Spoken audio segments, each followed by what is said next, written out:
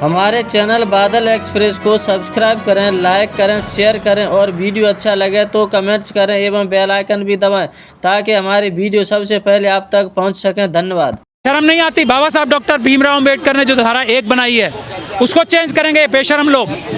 ये जो साजिशें कर रहे हैं, ये पूरे देश में राष्ट्रपति शासन लागू करा के तब चुनाव कराना चाहते हैं। ये हम समझते नहीं क्या?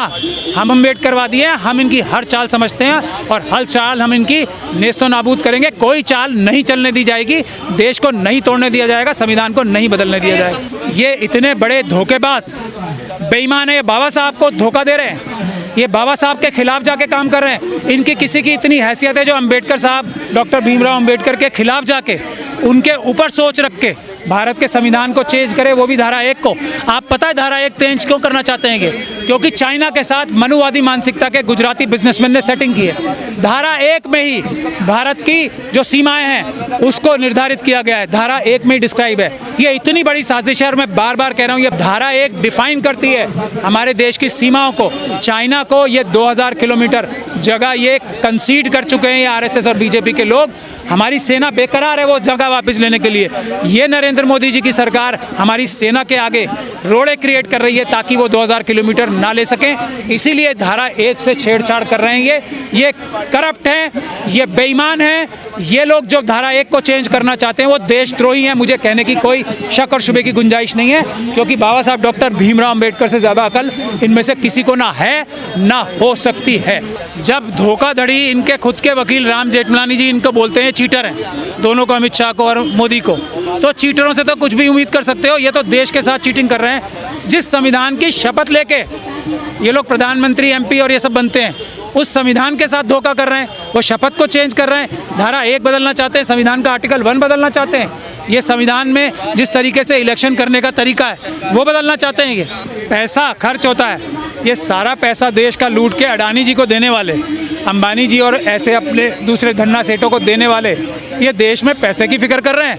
आज अमित शाह साहब, मुझे ये बताइए, होम मिनिस्ट्री और कॉर्पोरेशन मिनिस्ट्री में क्या आपस में तारतम्य है?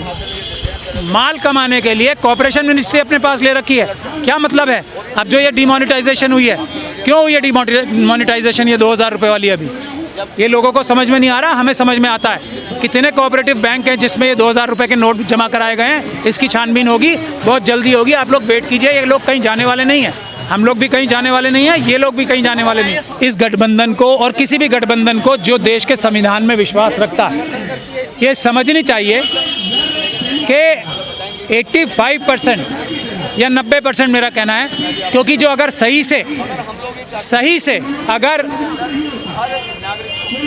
जो सेंसस किया जाएगा तो 88% देश के लोग SC, ST, OBC और माइनॉरिटीज़ के होंगे। उनकी संख्या के हिसाब से SC, ST, OBC और माइनॉरिटीज़ की संख्या के, महिलाओं की संख्या के हिसाब से जब तक पॉलिटिकल पार्टीज़ में रिप्रेजेंटेशन नहीं होगी, वो संविधान की रूह और मूलभूत भावना के साथ नहीं चल रहे हैं। वो भी कहीं ना कहीं धोखा दे रहे हैं, वो भी कहीं ना कहीं संविधान के साथ कॉम्प्रोमाइज़ कर रहे हैं। तो ये इन्हें समझना चाहिए। अगर ये आज बीजेपी और आरएसएस क्यों इतनी मजबूत है? जो दूसरी पॉलिटिकल पार्टीज़ हैं वो भी संविधान की मूलभूत भावना, यानी कि हर एक व्यक्ति को इस देश में बराबर की हिस्सेदारी मिलनी है, हर एक व्यक्ति को, उसको पालन नहीं कर रहे हैं। SC, ST, OBC और माइनॉरिटीज़ को, महिलाओं को उनके परसेंटेज के हिसाब से जगह नहीं दे रहे अपनी पॉलिटिकल पार्टीज़ में, अपने MP, LMLAs में। इसीलिए तो इतनी मजबूरी आ गई देश में, इसीलिए तो इतना बड़ा संकट देश के सामने खड़ा हो गया, इसीलिए तो आरएसएस और बीजेपी इतनी पावरफुल हो गई। तो अभी भी कमी है। अगर आज भी इंडिया और क्या ये जो गठबंधन है और या कोई और गठबंधन पूरे इंसाफ से, पूरी ईमानदारी से संविधान जो बाबा साहब डॉक्टर भीमराव अंबेडकर की नेतृत्व में बना है उसके ऊपर पूरी ईमानदारी से अमल करके अपनी पार्टियों में, अपनी सरकारों में SC, ST, OBC और माइनॉरिटीज़ को उनकी संख्या के हिसाब से, महिलाओं को उनकी संख्या के हिसाब से अगर रिप्रेजेंटेशन दे दे तो आरएसएस और बीजेपी का नामो निशान इस देश से नहीं नजर आएगा। सारी मुश्किल इसी से है। अब आप समझ लीजिए, बीजेपी की ताकत इसी से है कि जो दूसरी पार्टीज़ हैं वो SC, ST, OBC और माइनॉरिटीज़ को, महिलाओं को उनकी संख्या के हिसाब से रिप्रेजेंटेशन नहीं दे रही, वरना किसी को कैंपेनिंग करने की भी ज़रूरत नहीं पड़ेगी। भले ही ये EVM का इस्तेमाल करें, भाई कोई भी चालबाजी कर लें, इनकी एक भी सीट पूरी पार्लियामेंट में नहीं आएगी, ऐसा मैं दावा करता हूँ। आप देखिए, ये जनता को जगाने के लिए मिशन सेव कॉन्स्टिट्यूशन का जो ये आंदोलन है, पहला ऐसा आंदोलन है जो सोशल आंदोलन है, जिसमें देखिए जनता के जागने का सबसे बड़ा सबूत ये है कि विभिन्न पॉलिटिकल पार्टियां आरएसएस और बीजेपी को छोड़ के इस आंदोलन को, सोशल आंदोलन को ज्वाइन कर रही हैं। तो कहीं ना कहीं जो अपोजिशन पार्टीज़ हैं उनको ये समझ में आ रहा है ना कि सोशल आंदोलन के कंधे पे चढ़ के ही राजनीतिक दल इस आरएसएस और बीजेपी को हरा सकते हैं। ये सभी पॉलिटिकल पार्टियों के समझ में आ रहा है बात, और ये बहुत खुशी की बात है। हम लोग लड़ाई लड़ेंगे असली, हम लोगों का कोई ऐसा मकसद नहीं है कि इसे हटा के उसे बनाना है। हमें देश के दुश्मनों को हटा के ऐसे लोगों को बनाना है, या कोई भी बन जाए जो देश का दुश्मन ना हो, जो गद्दार ना हो, जो आरएसएस और बीजेपी से कनेक्शन ना रखता हो, क्योंकि ये लोग संविधान खत्म करना चाहते हैं मनुस्मृति लागू करने के लिए। कोर्ट में अगर न्याय मिलने की उम्मीद है तो वो इसलिए कम हो जाती है कि कोर्ट में टाइम इतना लगता है। आप खुद ही कह रहे हैं 3 साल से चल रहा है, 3 साल हो गए ना आज। ये प्रोफेसर जो सविता रॉय है, उसको आरएसएस एक सम्मान का अभी परसों कराया था उन्होंने, तो स्वाभिमान में उसको बनाया था। ये ऐसी एक टीचर है जो आज टीचर दिवस पे हमें ये देखना चाहिए कि ऐसे टीचर नहीं होने चाहिए। जितने प्रिंसिपल हैं दिल्ली यूनिवर्सिटी के, आप एक बात समझ लीजिए, वो ऐसी सविता रॉय को जो कि धोखाधड़ी करके एक प्रोफेसर को निकालती है, भूल जाइए कि वो किसी कम्युनिटी से आती है।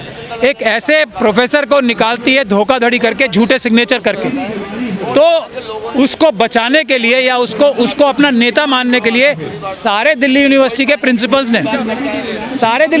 प्रिंसिपल्स ने उसे अपना जनरल सेक्रेटरी चुना है। हर एक उस व्यक्ति ने, हर एक उस प्रिंसिपल ने जिसे डॉक्टर सविता राय को वोट दिया है, वो इस लायक नहीं है, बल्कि वो एक ऐसा एग्जाम्पल है कि ऐसे व्यक्ति को जिसने डॉक्टर सविता राय को वोट दिया है वो टीचर बनने लायक नहीं है।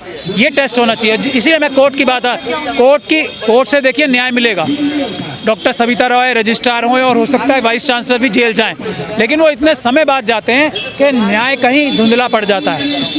ये प्रिंसिपल के अलावा चेयरमैन जो हैं दौलत राम कॉलेज के, वो भी जेल जाएंगे, इसमें कोई शक और शुबे की गुंजाइश नहीं है। इतने सबूत आ चुके हैं। दिल्ली पुलिस जो भ्रष्ट अधिकारी थे, जिन्हें हमने कोर्ट से चेंज भी कराया, उन्होंने भी मजबूरी में इतने सबूत रख दिए कि इनको लंबी लंबी जेलों की सज़ा होनी है।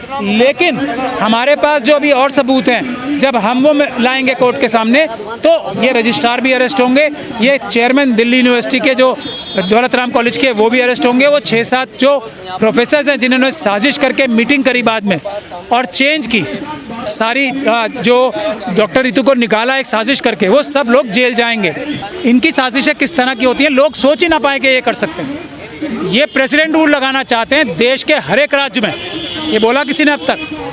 ये है इनकी साजिश, जो या तो किसी की समझ में नहीं आ रही है या कोई बोलने की हिम्मत नहीं कर रहा है। ये कोई 5 राज्यों में प्रेसिडेंट रूल नहीं लगाने वाले, ये देश के हर एक राज्य में प्रेसिडेंट रूल लगा के तब एक साथ चुनाव कराना चाह रहे हैं। इसीलिए इनको हटाना देश बचाने के लिए सबसे ज़्यादा ज़रूरी है। आज ये भारत का संविधान की जो पहली धारा है, उसको साजिश करके बदलना चाह रहे हैं, इंडिया का नाम हटाना चाह रहे हैं, जो बाबा साहब डॉक्टर भीमराव अम्बेडकर ने ठीक रखा।